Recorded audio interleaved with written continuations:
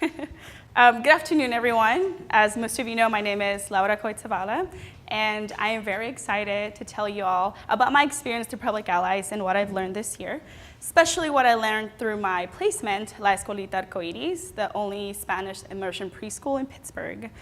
So let me begin by saying thank you for this amazing opportunity. Before Allies, I felt very much like an outsider here in Pittsburgh, but through Allies, I gained a better sense of my community and how I can affect it, and I've also met some wonderful people who are dedicating their life to doing good works, which is super inspiring.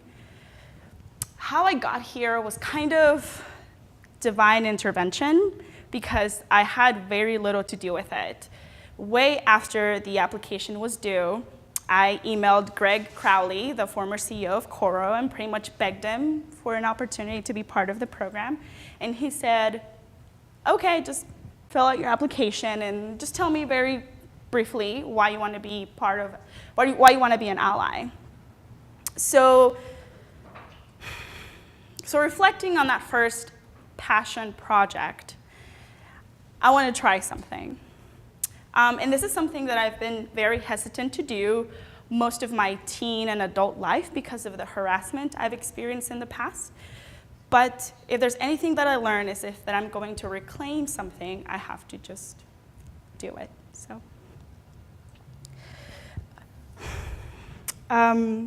quiero hablarles acerca de lo que aprendí este año en Public Allies.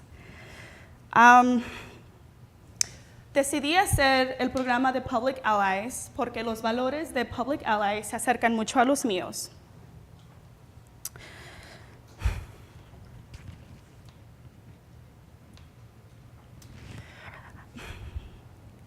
Public Allies, yo creo que es algo que Dios me llamó a hacer.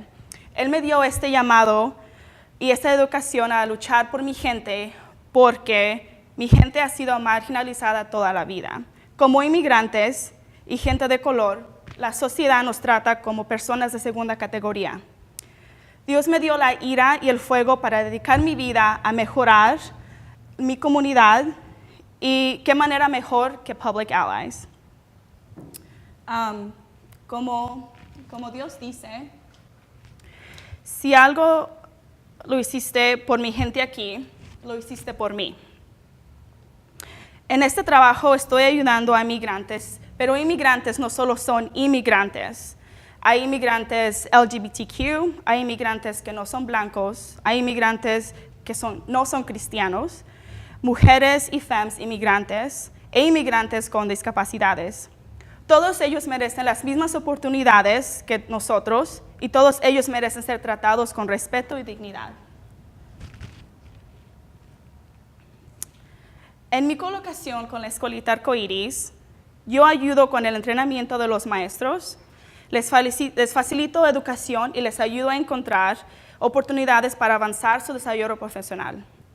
La mayoría de los maestros son inmigrantes de más de 8 países hispanohablantes y tienen completamente diferentes experiencias y cultura que yo. Pero esto también nos ofrece una diferente perspectiva muy interesante, ya que todos tenemos diferentes experiencias. Entonces hay que ver cómo podemos acomodar y usar lo que ya tenemos para todos ayudarnos y salir adelante. También es inspirante ver a los niños tan animados y apreciando las diferentes culturas hispanas. Por ellos he aprendido a apreciar y a luchar por la diversidad e inclusión desde una edad temprana. Hay que siempre tener curiosidad y hacer muchas preguntas. Siempre seguir aprendiendo de otros y de nuestro ambiente. Este trabajo a veces es muy personal. Algo que la verdad nunca me imaginé. Mi mente se enfoca en lo que no puedo hacer o que no estoy haciendo lo suficiente. Siento que la gente no me quiere escuchar o la verdad que no les importa. Por lo que a veces tengo que tomar un break porque soy una persona muy emocional. Un día o una hora en la que estoy rezando o tal vez cocino o no sé, busco alguna manera de cuidarme a mí misma. De agradecerle a Dios simplemente por tener otro día para ser vigilante y para reconocer lo que Él me ha dado y cómo puedo usar estas cosas para ayudar a los demás. My dad would not allow us to speak English inside our home. He wanted his home to be a place where he felt comfortable, to be himself, and an atmosphere he truly understood, as opposed to the outside world. I thought it was ridiculous because we were surrounded by English everywhere else we go. But if I were to step out of my home and speak Spanish, I was harassed and I was bullied. I thought speaking Spanish made me look stupid, and I'm anything but stupid. For a long time, I refused to speak Spanish to others who were not my family. But if I'm to create a just and equitable society, I have to acknowledge that there's healing that has to take place first. My parents represent everything I fight for: people of color, women and femmes, immigrants, especially those who do not speak English. I have seen my parents struggle simply to get by, to live here, to find adequate health care for us, to simply make their way around the city to buy groceries or make doctor's appointments. I have witnessed them literally breaking their backs to put food on our table. I wonder if they have expectations of this country.